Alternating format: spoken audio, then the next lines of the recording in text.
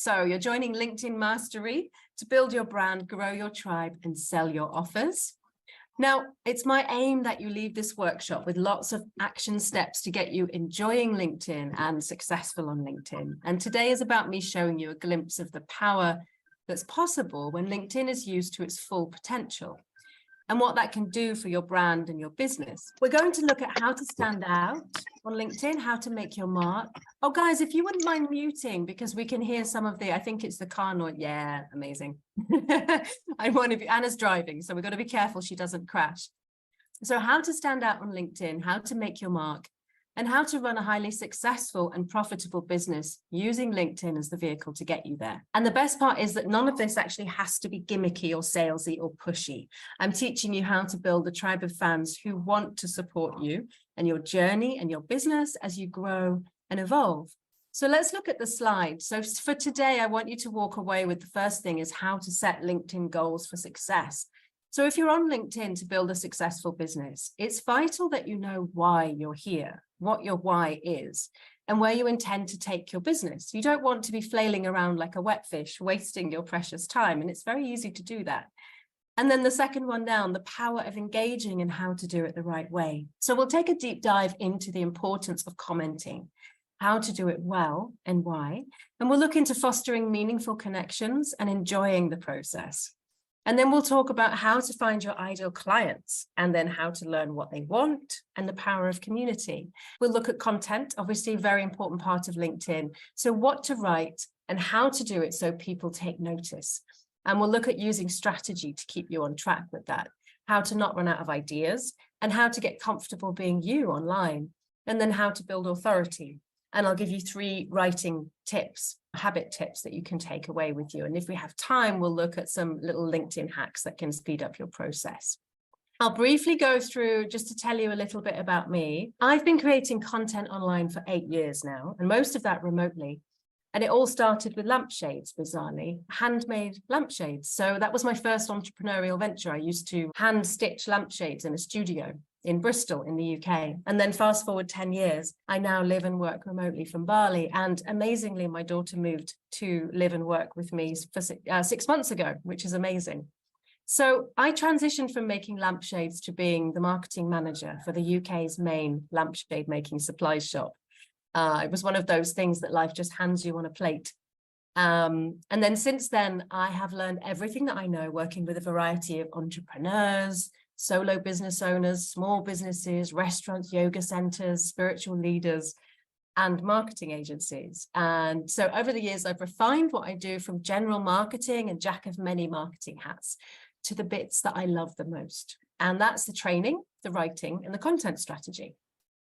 And now I specialize on LinkedIn. So why do I do that? Because I love it so much. It's the easiest social media channel I've found to build a brand, foster meaningful connections, and sell offers. So I run LinkedIn training workshops, I ghostwrite content, and I set people up on LinkedIn.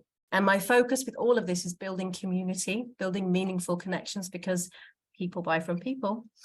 So helping you to keep the joy in what you do so that you can share that with others. And I've trained with several LinkedIn leaders and been part of several LinkedIn communities. And as with anything, it's a journey. There's always more learning to do, and that's the fun of it. So first things first, why I put this together. I put this together because I love using LinkedIn with people. I love connecting with people who are on the same journey and who are supporting each other. And I personally achieve so much more when I have that kind of group accountability. So when I first started pushing LinkedIn, I knew that I needed help with consistency and accountability. And so for those reasons alone, I joined a LinkedIn training group because I already had the marketing knowledge. I already had clients on LinkedIn, but I knew that I needed to be consistent. And that was one of my drawbacks, where I wasn't really keeping myself engaged in the channel enough. So I joined this 60-day boot camp. And because of that community, this is what I gained. My views went up by 1,450%. My comments went up by 470%. I ran a poll that got 262 comments and 33,000 views. That was a sort of fluke viral. And I was invited to give my first speech, which I got paid for. That was very exciting. I built up momentum around my brand, which was a different brand then. I ran my first paid workshop, started my own podcast, and I built a community of really strong friends, and I got podcast guest appearances. So much happened in that time. It was insane. And if I hadn't joined that group, I can bet you that most of that wouldn't have happened, because it's actually really hard showing up. So here are some examples of some of the types of posts that I was doing back then. The one on the top left, as you can see, it's just an example that you don't have to write a lot. That was simply 2 lines, and it got a really lovely amount of comments and likes. And then underneath that, we've got the 2 pictures. That was me doing video interviews, which I started doing every week, and that's what turned into my podcast. And before I started doing those, I was really nervous of being on camera. I was really nervous of being on video. But while I was doing the 60-day program, it was one of the things that I pushed myself to do. So it just goes to show the power of when you've got people cheering you on and keeping you accountable, you can get a lot done. And then the next thing that you can see there is a poll, and that was a long text post. Most of it's hidden, and polls were doing better then for reach. But as you can see, that one did really well, even though it was on a difficult topic. So I was posting a variety of different kinds of posts. So we're all here because we want to gain clients or make sales. We want to build authority. We want to foster community, a bit like these guys have done. I'm sure you recognize some of these. And you can do it alone. You can, but it's much harder that way. Or you can get help, join a community, build a community, find your tribe, learn and support each other while you do it together. And it's much more fun that way. So I asked you all before you came here today, and I've got a long list of questions because lots of people don't turn up to these things, what you want help with the most. And this is what some of you told me: how to find leads for my coaching business. We've got how to sell my services effectively on LinkedIn. We've got how to find the right people and who will buy from me. And I know there was a strong focus on lead generation with the questions that I got for today. And lead generation is really, a lead is anyone who's showed an interest in your business. So if somebody sent you a DM asking about your business, or your post that's about your business, they're a lead. If someone sent you an email, or if someone's commented on your post saying, hey, I'd like to find out more about what you do, they're a lead. And we'll cover all of these things inside the workshop. Let's dive into lesson 1, what a personal brand is, before we move on from this. So you have a business or a business idea. So let's look at personal brand and briefly give you 2 examples. So you may have seen people like Justin Welsh, who's very famous on LinkedIn, who started building his personal brand in early 2019. And within 6 months, he grew from 0 followers to over 20,000. And he walked away from his job at a fast-growing startup. And once he had a strong following, he sold his first offer, an online offer, for $39 per offer, very low price. That's gone up now, but he's made over $1 million. I can't remember what the price is. He's doing incredibly well. Or maybe you've seen Sadaf. She is my new LinkedIn crush. She's a graphic designer from Pakistan who took just 3 months to gain 10,000 followers. She doesn't have access to Wi-Fi or any mobile data. She's a solo breadwinner in her family, and she has no tech support. And yet with the power of LinkedIn, she went from someone who used to worry what people would think of her posts to having a strong community of supporters, a consistent stream of leads, and a line of LinkedIn happy customers. And so all this and more is absolutely possible. And what these people did was build a personal brand on LinkedIn. A personal brand, or brand, builds your reputation. It highlights who you are and the business and interests that you have. And it takes people with you on your journey through business and life. So it's a great way not only to grow your business, but to build the next business and the next, because your personal brand always stays with you. The audience is actually invested in you and not just your business. It's how your followers see you online. Now, on LinkedIn, you can have one personal profile and more than one company page. But a company post that hasn't been paid for will gain around 3% reach in the LinkedIn feed. And reach on LinkedIn feed is a unique view, the number of people that saw your posts. So company pages get very low reach compared to personal pages, which that's most of what we see in the LinkedIn feed.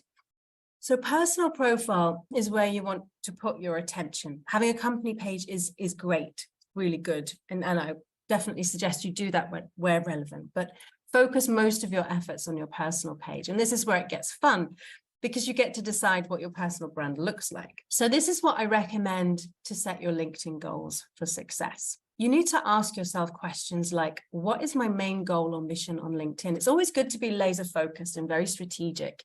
So what is my main goal or mission on LinkedIn? Why am I doing this? Why am I here? How do I want to be seen? And who do I want to serve? Okay, so why am I doing this? You need to have a clear understanding, and feel free to jot some of this down in a notebook now. If not now, it's a really good idea to go back and do this just afterwards. So have a clear understanding of your big overarching why. Maybe it's to make X amount of money. Maybe it's to help people get from A to B, to be able to leave your job, find a new one, or to be able to work on your own terms. Mine is to foster and be a part of uplifting communities and to feel financially secure and free to buy what I want, to travel where I need to travel. And so when things get tricky or difficult on LinkedIn or off LinkedIn, I remind myself of this overarching why, and that's what keeps me going. And then what is my goal or mission on LinkedIn? So are you here to raise awareness of mental health issues in postpartum women? Or to help people make videos on their mobile phones, or to sell your one-to-one services as a consultant and get booked out with clients? And this can change, but know what your aims are as much as you can, and that will direct all of the actions that you take on LinkedIn. And then it will make sure that you're not wasting your time as well, because you can always ask yourself, am I scrolling now with my goal in mind, or am I just randomly scrolling, in which case I need to stop? Who do I want to serve? You need a clear understanding of those you serve, or to work towards this. So this will mean that you move your business forwards faster. You build familiarity and relatability, and you build trust more quickly, so that you build a following more quickly and make sales sooner when you understand exactly who wants your services and how to show this in your writing. And it's the same for looking for jobs. Which exact type of company, person at that company am I aiming for? Am I wanting to speak to? Then you need to speak directly to them. Imagine you're speaking to them. We'll go into how to do this later.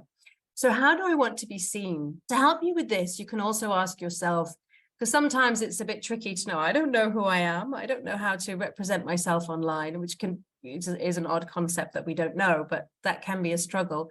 So you can always ask yourself how your best friend sees you, because tempting as it might be to create a pretend persona, it won't really wash. People want to be able to relate to the real person. They want to know who you are with your characters and your flaws. But you do get to craft to a certain point how you want to be seen. For example, people often say that they see me as warm and sunny. So if I were to decide I'm going to put on a serious, cold exterior, well, that would be very, very hard to keep up, and it wouldn't really wash, and people would see through it, and it would be a bit of a waste of time. So with these questions answered, you have a clear idea of what you're aiming for on LinkedIn, which will stop you from flailing around and giving out mixed messages, so that because if you do that, you get nowhere. Now that you know what your goals are on LinkedIn, next is to engage with your audience and ask them what they want, which we'll go into in the next lesson. I'll move on and just tell you a little bit of a story about branding, which can help sometimes to put things into perspective. And it's why it's important that you understand your tribe, your customer, and how they think. So back in 2014, Apple planned to launch their Apple Watch.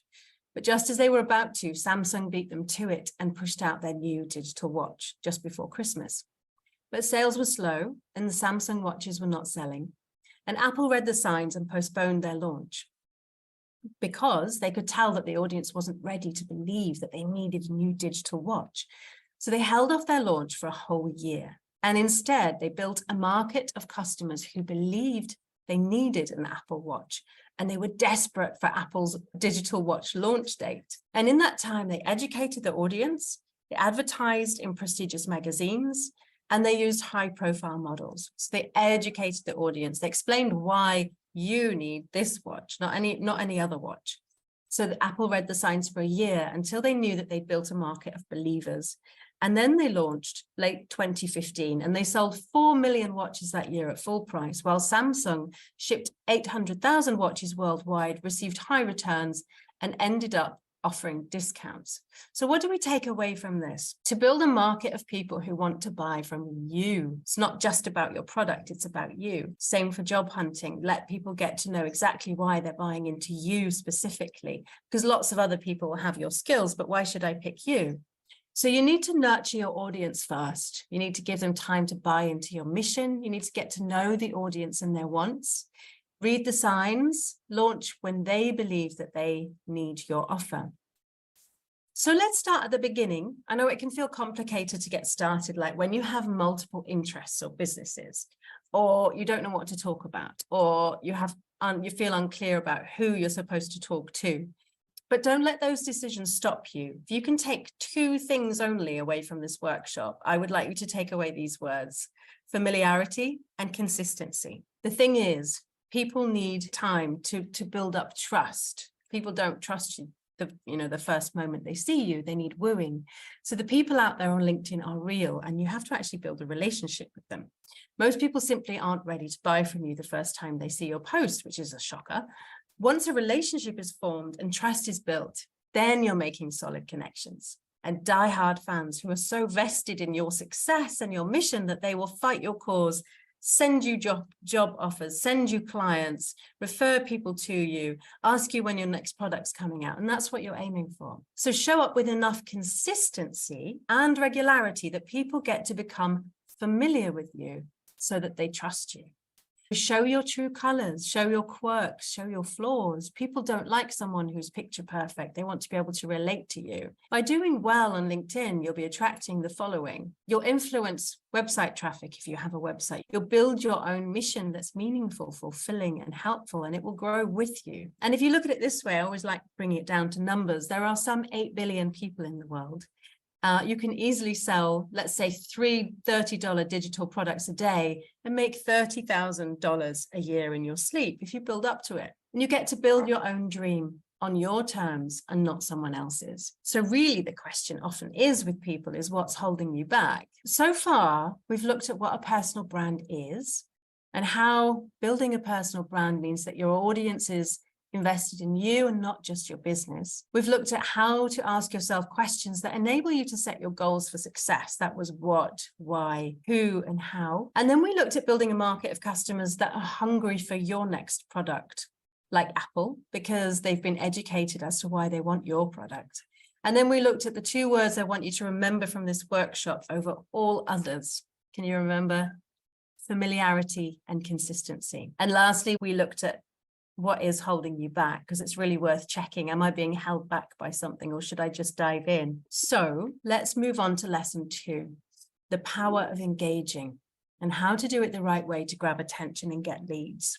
Engaging is anything from someone interacting with you on LinkedIn. So they might like your post, they might comment, they might send you a DM, they might send you a voice message, they might click on your profile. That's all engagement. That's someone interacting with you online. Now, LinkedIn can be a scary place if you feel like you're alone, or it can be full of meaningful connections. And the best way to start fostering those connections is to talk to people in the comments. The sooner it becomes human, the sooner it becomes less scary. So we're going to look at why this is more important than you think and how it's the vital piece of the puzzle that so many people think they can skip, not realizing this is the very thing that will propel your business forward fast, if done strategically. So don't just comment completely randomly. If your goal is to build a business or a brand, you need that energy for building your business. And so you need to be commenting strategically.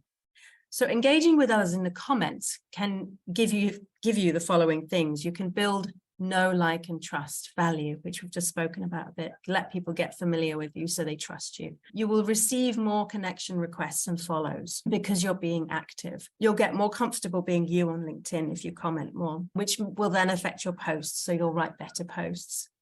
You'll show your expertise, offer free value, and make friends.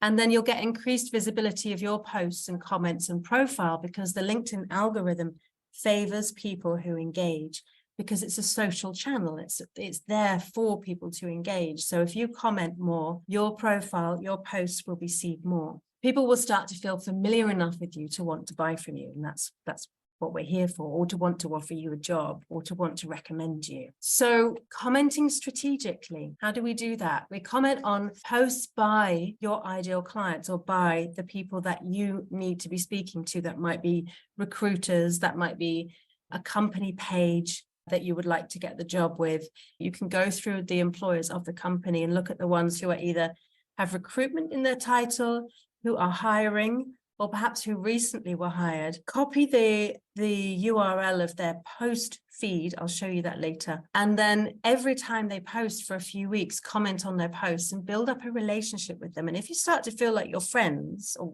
becoming friendly, send them a connection request, send them a DM, and get to know them that way. You're far more likely to get referrals when you actually get to know people. So also comment on people you'd like to collaborate with, really important.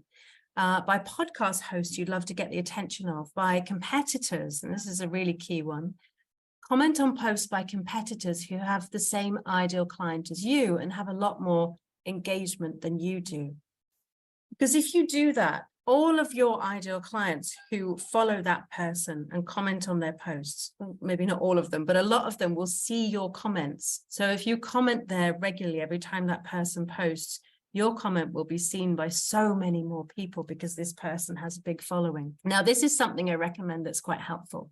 Choose 5 to 10 people, a core of 5 to 10 people whose posts you always comment on. Now, choose someone who's your ideal client or someone who is an influencer in the area of your ideal client. Now, what do I mean by an influencer? I just mean someone who has a really big following, gets hundreds of comments, and they speak to your ideal client. So your customer are on their posts a lot. So choose 5 or 10 of these people, copy their post feed URL, and comment on these people's posts every time you're on LinkedIn. Now, remember those 2 words, you're being consistent, number one, but you're building up familiarity. So the same people will start to see your comments. You'll become familiar, which means they'll trust you more. They'll be more likely to interact, send a DM, send a connection request. And you'll be offering value, which we'll talk about later, in your comments. So they'll start to see you as an authority. So pick people who can expose you to your ideal clients always, or people who can help your business move forward. Always be strategic. Share your expertise in their comments. Don't pick people who don't post often and who don't get many comments, because that won't help you move your business forward. It's fine if they're a friend and you want to support each other. But remember, when you're working for your business, keep it strategic. And then next, we need to comment like crazy. Comment more than you think you need to. A lot of the highly successful people on LinkedIn are commenting for minimum of 2 hours a day. So you want to really be commenting for at least 20 minutes a day. So comment like crazy, and think of it this way, it's very easy for it to feel like a slog, like, oh God, I have to comment. But these are your people. This is the community you're building. This is one of the most important things that you can do. You're building relationships. So, and think of your comments just like your posts. This is a nice way to do it. It's easy to get stuck in shooting out very short comments that don't offer value or show your expertise. That's a waste of your time. So let's look at it this way. This is my strategy. When you comment, always ask yourself, read back your comment, am I being friendly and respectful? So if you've commented on an influencer's post, tag them, say, hey, I love the way you spoke about this. This is what I usually do, or this is what I find. And then you can also tag the person who's perhaps you're commenting underneath. So think of it like you've walked into a room with a party and you're joining in a conversation. You need to include the people that you're having the conversation with. So tag them. Otherwise, your comment might just get lost. Try not to write posts and comments that could be written by anybody. Try to write so that it becomes obvious that it's you. Perhaps you use certain words like, hey, lovely, or hey, darling, or, anything that shows your character, or you have a certain way of writing or a certain way of thinking or a certain sense of humor. It's fine if you don't, but if you do, bring that into your posts. Because as you become familiar, showing your character will help. So am I standing out as me? Am I showing how I can help? As well as being friendly and respectful, hey, I like your post. You can also say, when I do that, this is what I find. And then you can list very clearly the things that help, for example, or you could hint to something that you're running. In the workshop that I run, to help people do X. I find it helps to cover this. So you want to do it respectfully. You don't want to just put a sales post on someone else's post, but you want to show what value you can offer so that people get to know what you can do for them. And then, am I giving a hint of where I want people to go? People need to know where they can go. So for example, you've just hinted that you run a workshop. You might hint that you have a newsletter. Don't be too salesy, but people need to know what you offer to help them. Okay. And the value from commenting is that the LinkedIn algorithm favors those who engage, talk, interact. And so it will show your content to more people. New people will find out about your brand. Good comments equals new followers every time. Strong opinions and showing your expertise builds authority. So it's really, really important to have this commenting strategy. And the value that you gain from engaging on LinkedIn is you get real life friends, you get podcast invitations, potential bookings, collaboration inquiries, and genuine inquiries into your DMs from ideal clients or relevant parties.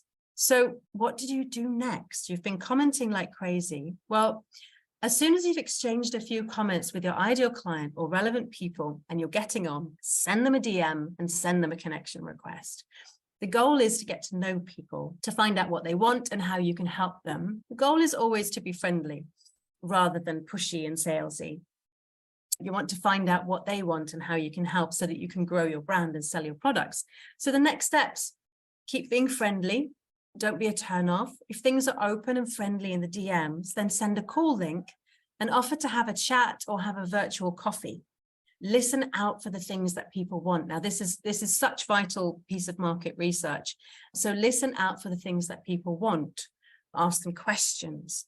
People didn't need a digital watch, but they wanted the status and style that Apple sells. So find out exactly what's driving these people, and that will help you to build your community and to create your offers. So how do I know where my ideal client is on LinkedIn? The more professional your LinkedIn profile and presence are, the less outbound reach you need to do. Okay, but you can use these steps to find your people. Now, let me just briefly talk about what I just mentioned. I said the more professional your LinkedIn profile and presence are, the less outbound reach you need to do. So everything about your profile needs to be optimized, and we do touch on that a bit later. You need to use keywords that are relevant to your skills and what you can do, your offerings, the type of job that you want. And you need to pepper those keywords throughout your profile, throughout your tagline, throughout your about section. You need to list your skills. That's an option that you have on your profile page. Basically, you need to go through your profile and fill in every single thing that you can. Because again, LinkedIn wants people who use their platform thoroughly. So they'll show your content to people more if you're more engaged with every part of their platform.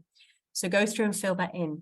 Do you have any recommendations on your profile? Make sure that you have at least 3 and try and get them to be relevant to the type of work that you're looking for. You want to draw people's attention to who you help, how you help them, and what you need them to do. Do you need them to sign up to an email list? Are you running a workshop that you want them to go to? So you need to make sure that your copy is always drawing them in that direction. I change my profile and my tagline very regularly, depending on where I want people to go at that moment. So these are the steps that you can help people to find you, or some of them. So you can use the LinkedIn search bar. So you can look at this picture. That's an example of me using the search bar. And you can put in keywords or hashtags. And then, as you can see, you can type in advanced search. You can look under posts. You can look under companies. You can look under people. So you can find certain companies, and then you can see the people that work there. And then you can find either the people that you want to connect with or the content where you want to find your ideal clients. So advanced search filters are fantastic. And you can use Boolean search on LinkedIn, which you can also use on Google. If you're not sure what that means, it's just another way of having a more advanced search. So it means modifying words like and or not. So you could use marketing and recruiters, and LinkedIn would make sure that it would search for the results that had both of those terms in, or you could search for marketing, not recruiters, and it would come up with searches that did not include recruiters. So if you don't know what that is, have a look up Boolean, Booleyn, I think. You can type it into Google, and that can really help you to have an advanced search, really good for looking for your ideal clients, looking for jobs, etc. You can even type in the names of influencers here, and you can look at all their followers. So it's a great way to go in and find your ideal clients that way. You can also look into LinkedIn events. There might be events that are relevant to your keywords, to your ideal clients, to your jobs. You can look into groups, and then you can find the people that are in those groups. You can also look at profile views. Who's looking at your profile? Are they relevant? Could they be helpful? And that's not so easy when you don't pay for premium LinkedIn, but you can see some people who look at your profile. If you have any existing ideal clients, go and have a little snoop around their profile, look through their comments. Maybe they're commenting on posts by other ideal clients. Maybe you can broaden your community that way. But the more optimized your profile is, the more you will attract your tribe. It's really important. Use the banner. The banner's fantastic. Tell people exactly what you do and who you help. Make it very simple. Don't make it sort of tricky to understand what you do. And the same for your tagline. And put the most important information in the first part of your tagline, because that's what will show every time you comment. So on mine at the moment, I've got free workshop happening today. You know, that's so that people, if anyone sees it and they know I run workshops, they know they have to sign up. And I'll change that after today. But I put the most important bit of information at the beginning so that everyone sees it when I comment, because not the whole tagline always shows up. So some quick profile tips. Edit your LinkedIn URL. You can go and do that in the settings, so it's personalized and it's got your name in. Polish up your profile, add keywords so it represents you, your offer, and your ideal clients so that people can find you more easily. Put your skills on there, use hashtags. If you have creator mode, you get to choose certain hashtags, and that will help you be more searchable. Use your profile banner and your tagline, and do this and you will start to attract the right people towards you. Now, let's have a look at community. The best way to get your LinkedIn process from scary to fun and meaningful is to create your community on there. And that's the best way to get people to buy from you as well. So it's a win-win. And you're already doing this if you're commenting like we've been talking about. If you're commenting strategically, DMing, having phone calls, you're making friends, you're probably already being offered invitations to podcasts. By now, you would know a lot about your ideal client if you're having, and give yourself a goal as well. I'm going to have a goal to speak to at least 4 recruiters a week or 4 of my ideal clients a week, for example, and just build up from there. When you speak to these people, take note of what their main worries are, what language they use to describe their worries. And then you have a good idea of how best you can serve these people, what words to use in your posts so that you're relatable, what value you can share with them to improve their lives. So a next step is to invite them to a community group that you set up. This community group can be anywhere. It could be a LinkedIn chat group. It could be Telegram app, Facebook, WhatsApp. It doesn't matter where it is. It really, really, really doesn't matter. So don't let this decision hold you back. I've seen the most successful community group I know on a very simple app, Telegram. Nothing fancy, no pretty pictures, and it was the most active group I've seen. And why do you want to build this community? So people will talk, they'll share more deeply what their needs are when they're in a private group. Depends on the topic. Some topics are very private, and you really want that space, community space very quickly. But they'll feel safer surrounded by people they're connected to in some way, and they know that they share the same problems and they're reaching for the same future. Maybe they're all entrepreneurs with ADHD or 7-figure coaches with an alcohol problem, you know, just for some examples. But community is the perfect place to dive deeper into your ideal clients' pain points. Find out what they want, what they need help with the most, and then you can add your value. You can answer their questions. You can be helpful. Okay, and at this point, you have a group of people who are probably very warm leads at this point. They're very likely to buy. They're getting closer to buying. So people who support your mission and want to know about when you're bringing out your next product or offer. And you can start super small with this community. It doesn't have to be 50 people to start with. It can be 3. It really doesn't matter. That's great, because if you start small, people will open up more and you'll get to learn more about what their needs are. And from there, once you know all this information, you can start to run mini workshops, lives, courses, challenges, and more with your group of warm leads. and you can test things out. Now, these people are already really, really vested in you. They want you to succeed. So test out your new offers with them. Find out, did it work? Tell me which bits didn't work. Give them a better price. Give them a cheap price for all your first challenges and courses and offers. And say, hey guys, can you help me? I want to put this product together. Tell me exactly what you want me to put in this course, and I'll design it for you, and I'll give you it half price because it's the first run, and we'll go through it together, and then you give me feedback. How's that? So then you get amazing feedback because you're really supporting people. They feel really seen and heard and supported. And then you get to refine your courses and challenges because you learn from them what worked and what didn't. Okay, so that's the power of community and why you need it. So 3 ways to grow your community. You could start a newsletter on or off LinkedIn. It's great to always have one off a social media channel because then that means it's less likely to disappear.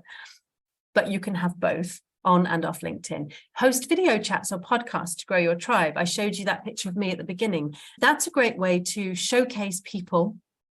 You then get exposure to their audience as well. And if you choose people, so again, strategically, if you choose people who have a bigger audience than you, then you're expanding your reach. And it's fun. It's really fun interviewing your ideal clients. I didn't realize how much I would enjoy doing interviews with people.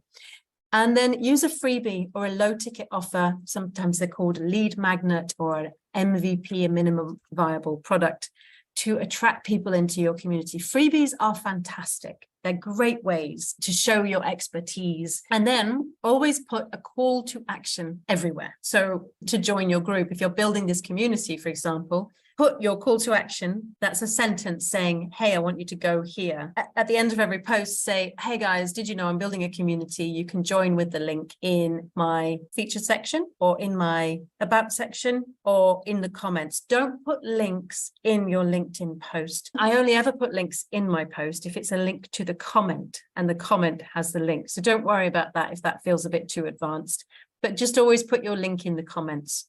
And you can also use your featured section. I highly recommend this on your profile. So you can have this as your email sign up or your community sign up. So let's see, just a quick recap. We've looked at the value that you get from engaging in lesson 2. We've looked at how to comment strategically. We've looked at how to build familiarity by choosing 5 or more people to interact with regularly, who are your ideal clients or relevant to you and your goals. I gave you a commenting strategy to use every time you comment. And we looked at what will happen when you put all this into action. So crazy invitations and collaborations. And then we looked at how to use LinkedIn to find the right people to interact with. So lesson 3, this is where we're going into the content, what to write about and how to do it so people will take notice, and 3 writing hacks. So we've got a question here. The people who comment on my posts are mainly people I know. Some may just like the post. What do I do with those who like? Send a connection request. Yeah, really good. Yeah, good question. Do look at the people who like your posts because they are potentially interested. They might not be, but have a look at their profile and they will see that you've looked at their profile, and that's fine, unless you want to look in private mode, which you can do too. So look at their profile, see if they're relevant and if they could be useful to you. If they could, go and look at their posts. Are they posting? If they are, leave a couple of comments, insightful comments, helpful comments, kind comments, comments that show your value, and then send them a connection request with a nice friendly message. Be friendly, try and build up a conversation. But yes, do look through those likes on your posts because they might be ways that you can build your community beyond the friends that you already know. Yeah, fantastic question. Okay, so lesson 3, let's go into what to write about and how to do it so that people will take notice, and 3 writing hacks. Now, before we dive into content and writing, which can be scary, I understand that, I have a little story for you, which is about taking the emotion out of your business, which can help you to move forward. So my first entrepreneurial venture, as I said, was making lampshades. Here they are in a little studio in Bristol in the UK. I would sew brightly coloured linens and silks onto wire frames. And when it came to selling my beautiful handmade lampshades, I didn't have any contacts for the buyers in the shops, in the high-end shops. So I had to think, and I took a different approach. I hopped on a train to London with 2 small lampshades under my arm, little ones about this big, and I walked into a few high-end stores. I would find the worker on the shop floor, show them my lampshades and ask them if they'd like to have one of them in the shop to sell them. But I felt silly. I felt like, why was I taking this unconventional route when everyone else would just email the buyers? They'd have their email address. Well, luckily that morning I'd been given a piece of advice before I left, which saved me. My friend said to me, just take the emotion out of it and imagine that you're an avatar in a computer game, simply collecting feedback chips. By distancing myself from the emotions of the task, I could go around and I could talk freely about my wares, my lampshades, without attachment to the outcome. It was simply research. And from a few hours of research and meeting some really lovely people, I started working with Liberty of London, a highly prestigious shop in London's West End, and making lampshades for their arts and crafts department. And I came away with several other interesting warm leads. So taking the emotion out of whatever the task is and doing it anyway meant that I could operate without being held back by unhelpful objections and nerves. And so I just wanted you to know that, because sometimes it's an option that can really help you to do the things you need to do, even if they feel a bit scary. And remember that not everyone needs to like you or what you do, and that's fine, but some people will love it and you need to build your market with those people. Focus on those people. Don't worry about the others. So let's move on. The solution that gets people to take notice of you ultimately is consistency. So like anything, the more you do it, the quicker it becomes second nature and it gets easier, like posting and like writing on LinkedIn, which is great because the quicker people know you and trust you, the quicker they'll buy from you. So with a consistent commenting and posting habit, you will find your voice, a bit more on this later, and you will learn to improve fast as well. And if you've already identified at this point your ideal clients' worry points because you've been having conversations with them, their commonly asked questions and their interests from reading their comments, their DMs, their video calls, and from within your community, you already have a lot to write about. But let's get strategic with this. These are not hard and fast rules, but you can start with this strategy to keep you on track and stop you wasting your energy and time. So here's one thing you can do.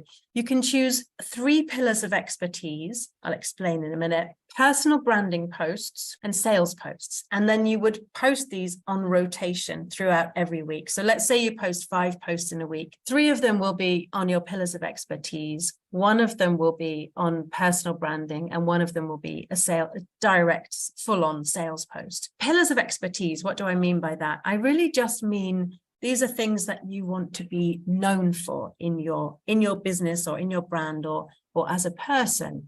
They're things that you've decided are really important aspects of your business and how you run your business. So it could be, for example, that your model doesn't need fancy tech. It could be that your system is super fast. It could be that you work with the LGBT community. It could be that you focus on building together and supporting each other. So you would choose 3 pillars of expertise. You would write them down in your list or on your content calendar. And you know that if you post 5 times a week or every 2 weeks, 3 of those posts will be about your pillars of expertise. Why? Because people will become familiar with you talking about that content, and they'll know, oh, that's the person who talks about X. And I like that topic, so I come to her to listen to it. And by the way, I rarely sit down to a blank page or screen when I write posts, because I have a long list of content ideas, so that whenever I sit to write, I already have a half-started post or idea. So let's have a look at how that works. One hack I like is to choose 2 or 3 people whose content that I like. Maybe I find it inspiring. I like the way they write, etc. And obviously it's relevant to my ideal client and my goal. And they also get lots of relevant comments. And then I copy and paste the URL from their post feed. I'll show you in a minute. And then I use their posts for inspiration. Now, what I recommend you could do is you could pick 3 posts that you love that they wrote, and then use them as starting points and write your own version, make it into your own story. How you do that is, if you have a look on this image, you go to someone's profile, you scroll down to activity, and then you hit show all activity, and then you hit posts. Okay, and then you'll just see a list of all their posts. And then you can copy the URL and you can paste that somewhere on a list or on a document. And then that means you can open up that person's post feed without having to look at their profile every time. So you can always keep aware of what they're posting. And then you can also try this. You can take a note of the common questions that you see in the comments written by your ideal client. Scour the comments of people with a bigger following, influencers who share the same ideal client or mission as you. And if you see common questions, turn those into posts, because you know that your ideal client wants to know the answers. You can copy and paste the comment, the text, or you can copy and paste the link of the comment. And then I put these on my content calendar in Notion. As you can see in the picture there, I have a list, content bucket list. It's full of content ideas. So when I want to write something, I go in there and I've got lots of half-started ideas. And also notice the bits about your posts that people are interested in. What are they asking about? And take note. Maybe you want to expand on a topic. Maybe you wrote a post and people didn't understand a certain aspect of it. Make a note of that in your content calendar and write it again another time and explain it better. So when you're on a video call with your ideal client, what are they worried about in relation to your offer or expertise? Are there any common threads or questions? Make a note of those, put them in your content calendar. If you find, for example, that most people have a problem with this one area, that might be showing you that people want help in that area. Maybe that's where I need to create an offer or a course. So let's have a look at these writing tips. Writing habit. Do you have a writing habit? It's really good to build a writing habit. And these are ways that you can do that. You can write daily. I highly recommend writing daily. It brings the fear out of it if you're fearful of writing, even just for 1 minute to sit down every day and write. And it's also highly therapeutic. I do different kinds of writing. I have a journal and I write stream of consciousness writing first thing in the morning, where I'm not editing anything and I'm not stopping to think. I just keep writing. And that's more of a kind of therapeutic almost writing. And then later on, I'll sit down and write posts and be more strategic. So if you're not necessarily a writer, but you're more of a speaker, you can speak into your phone, you can get your recorder and you can record yourself and then transcribe using free tools like otter.ai. That's otter.ai. And that will transcribe for you. I'm sure there are many others that you can find. And then another thing you can do is look back on your life and write about all the stories you can find. And you'd be surprised once you start looking for stories in your past. There are so many. It's really interesting, little funny or odd or emotional things that happened in your life, and always try and tie these back to the lessons you've learned, the value that you have to give, and the people that you work with now. You can also keep a notebook with you at all times and jot down stories as they happen. I like this one because I can often forget. And then you can also write posts that paint the perfect picture of the outcome that you're selling. So create a story about the future that you're offering. Maybe you're writing a story about finding the perfect client to do the work that you do, or you're showing what your ideal client's world would be like if they reach the goals that they want to reach, that you can help them to reach. And then also, as we said, use other people's posts as inspiration. Try different formats. People like Justin Welsh write in a very specific formatted way, and you can have a practice and try with that. And then notice what things people are impressed about by you. What are your friends impressed about? It's often not what we think is impressive. People are often impressed that I moved to Bali. For me, that's not such a huge thing, but people like it. They're interested in it. They are impressed by it. So I do write about it. Now, my tip 2 with content is to create a theme for your personal posts. You don't have to do this. I recommended, didn't I, that you have one personal post in every 5. So you're showing you're showing your life, you're showing your interests. And it's great if you can add pictures with you in. But if people can be shown a glimpse of your life, then they're building familiarity and they're more likely to trust you more quickly. So, and if you want to take this a step further and have a theme for your personal posts, that can work really well. They've had a close relative in hospital and it's been very ongoing, a very long process. And they've taken their LinkedIn family with them on that journey by writing about it every single week. It could be that you love dogs or flowers, or it could be, I don't know, for me, I feel like, living in Bali is a good theme for me to have right now, because then people become interested and familiar. And as with anything, if you can tie it back to the value that you offer, then that's a brilliant tactic to use. So the next lesson will give you more tips on writing about yourself. So let's have a look at taking people on a journey with you. Actually, I've just told you about that. So let's move on to tip 3, which is your backstory. This is something I use a lot with my clients. It's a really great way to help people get to know you, your mission, your values, and why you've earned the right to do what you do. It's the story of how you got to where you are today. So maybe you suffered hardship. Maybe you learned lessons from specific life events that helped shape your mission. Maybe you saw a film when you were 7 and that planted the seed of your mission or of why you wanted to do what you do today. Maybe a family member said something to you. So what you do is you write the story of where you came from, what you lived through, and how it shaped you, and what you learned that you can now teach to others. And the aim is to be very relatable.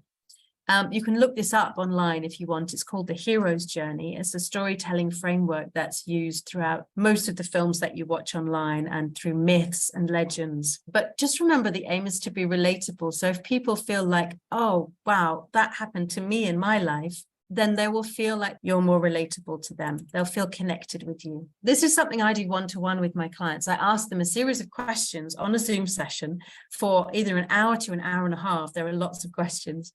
But you can easily do this on your own and ask yourself questions. They could be things like, why did I decide I want to do what I'm doing now? What value do I offer? And when was that seed planted in my life? When did I start to think about doing this? Was there anything that shaped me? Did I go through any difficult times in my life? Have they impacted who I am today? And so you sort of ask yourself these questions and you start to gather material for writing a story. And this compelling backstory, when you've written it, it can be so useful for speaking about on podcast interviews, whenever you're networking. You can write a standalone, it's a very strong post that you can write about and post on LinkedIn, and then as inspiration to spark off other stories about certain aspects of your backstory. And this can sometimes work nicely as part of your LinkedIn About section as well. So you can get a lot of use and a lot of repurposing out of writing a backstory. So lesson 3, we looked at what to write about and how to do it so that people will take notice. We looked at using consistency to grow faster. We looked at having a posting strategy with pillars, sales posts, and personal posts. And I gave you different ways that you can gather things to write about that your ideal client wants to hear about, and how to keep them in a content bucket like I do on my Notion board. And then we unpacked 3 content hacks on writing, creating personal content themes, and writing your backstory.